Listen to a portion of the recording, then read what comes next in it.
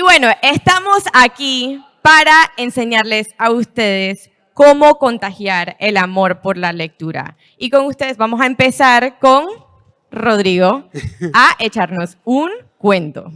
Vamos a, en México decimos echar chisme. Echar chisme. A contar de dónde viene, porque no sé si les ha pasado, pero siempre les dicen que tienen que leer y que les tiene que gustar a fuerza leer. ¿Les ha pasado? Pero ¿cómo es posible que nos obliguen a algo así? No podemos obligarlo. Es como que nos obliguen a querer a alguien que nos cae muy mal. Sí, horrible. Es como obligarnos a que nos guste una comida que no nos gusta. Pero para poder encontrar el amor en los libros, en la comida y entre las personas, es necesario que las cosas se den naturalmente, ¿no? Exactamente. ¿De qué manera tú encontraste que te gustaba dibujar? Esa es una súper buena pregunta. Yo dibujaba desde que yo estaba en la escuela como ustedes. Algo que a mí me llamó mucho la atención es, a mí me molestaba cuando me ponían un 5 y después me ponían un 1 en la escuela. Yo decía, por mi dibujo, pero si a mí me gusta dibujar. Y algo que yo aprendí es, yo voy a seguir dibujando, no importa el número o la nota que me pongan. Y yo lo seguía haciendo. Y ese amor por el dibujo lo veía entre mis compañeros. Como dice Rodrigo, surgió naturalmente porque yo veía que las personas alrededor mío también lo hacían.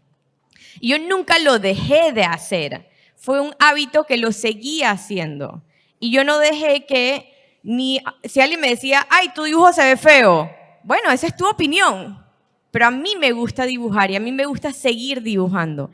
Y eso es algo súper importante. Nunca dejé de dibujar desde su edad hasta la edad que tengo yo, y lo hice una carrera, lo hice mi carrera profesional. ¿Pueden creer eso? Lo hice una carrera donde a mí me pagan. Yo gano dinero haciendo ilustraciones y dibujando porque nunca lo dejé de hacer.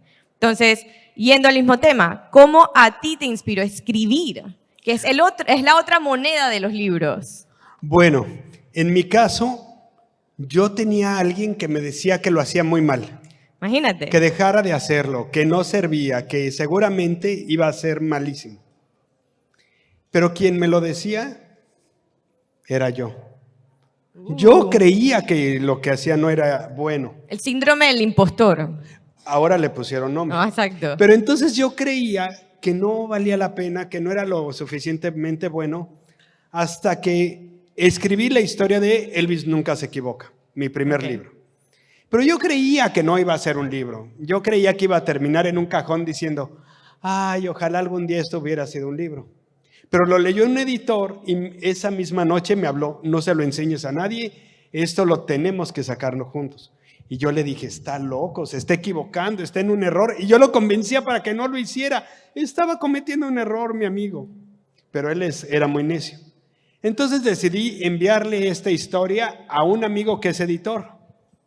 Un amigo que es editor de libros para niños, que a lo mejor ustedes han oído hablar de Harry Potter. ¿Les suena? El editor que descubrió a Harry Potter se llama Barry. Y entonces yo le escribí a Barry Cunningham. Oye, Barry, escribí el libro que... porque él me dijo, oye, ¿tú escribes? Y yo, no, para nada.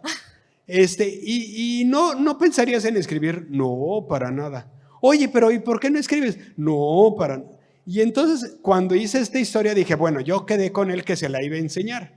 Pero lo que yo quería es que me dijera que era tan malo que debería de dedicarme a otra cosa. Casi que te lo esperabas. Sí. Yo quería que me dijeran que estaba mal. No quería que me dijera que le gustaba. Quería que me dijera lo terrible que era para saber si valía la pena. A alguien como que había descubierto Harry Potter tendría algo muy, muy bueno para decir. Y lo que me dijo fue increíble y le gustaba y le daba emoción. Y yo dije, no, él está mal. O sea, ¿cómo era posible que le gustara a alguien tan importante que había hecho libros que me gustaban tanto? el que decía que yo era malo para eso era yo. Y tuve que aprender a que tal vez lo que yo hago no está mal. Y luego empecé a darme cuenta que esto lo había hecho desde que era niño. Le escribía cartas a mis papás en su cumpleaños, y les escribía cuentos y hacía tarjetas en 3D, así Qué cool. de cartón. Era yo diseñador y era escritor sin darme cuenta. Y nunca lo dejaste de hacer, o sea, Y nunca a lo eso, dejé de pero hacer. acabas de decir algo muy importante. Hay casos donde hay otras personas te ponen barreras y ahora estás diciendo que fuiste tú mismo el que te pusiste una barrera. Tú mismo dijiste, no, yo no soy bueno en esto, Sí. pero lo importante fue que lo sacaste. Y que tuve la suerte. Y sobre todo hay una palabra importantísima, comunidad. Ujú. Gracias a mis amigos es que logré hacerlo. Por ejemplo, dicen que el escribir es un trabajo solitario y siempre estás encerrado, pero yo tuve amigos que me alentaron a hacerlo.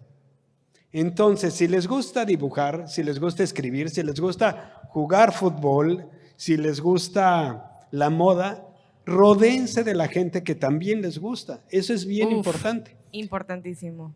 Pero además es que para querer los libros y para disfrutar de los libros tenemos que irnos muy lejos, atrás en el tiempo, que tiene que ver con el origen de las historias. ¿Cuál es el origen de las historias? ¿Alguien sabe? Yo. ¿Nadie? Los cavernícolas, en las cuevas, Sí. cuando dibujaban, creo, Las pinturas las rupestres. pinturas en las paredes de las cuevas para contar una historia de cómo cazaban. Porque eso era mágico. Era mágico. Ellos, al dibujar en las paredes, imaginaban cómo cazar y era como hacer un plan maestro. Y para ellos eso, que no lo podían comprender, era magia, porque al final les resultaba. Exacto. Entonces dibujaban en las paredes para invocar a que todo saliera bien. En realidad es que estaban haciendo como los de fútbol que hacen la alineación. Exacto. Y también en la cultura egipcia, también dibujaban en las paredes para contar cuentos de un mundo más allá de la vida. Un mundo que se imaginaban. ¿Cómo debe ser? ¿Quién es parte de este mundo? Y creaban personajes con historias, y un mundo, hicieron como lo que se le dice en inglés el world building, o sea, hicieron un mundo entero lleno de personajes, historias, acontecimientos, hasta cosas buenas que pasaban, cosas malas que pasaban, o sea, ellos, es la imaginación hecho realidad, y eso es lo que a mí me impresiona. Y los dioses hechos con animales y personas. Ajá. Un dios que tiene cabeza de chacal o que es un halcón o un hipopótamo. Entonces la imaginación les daba para entender el mundo. Exacto.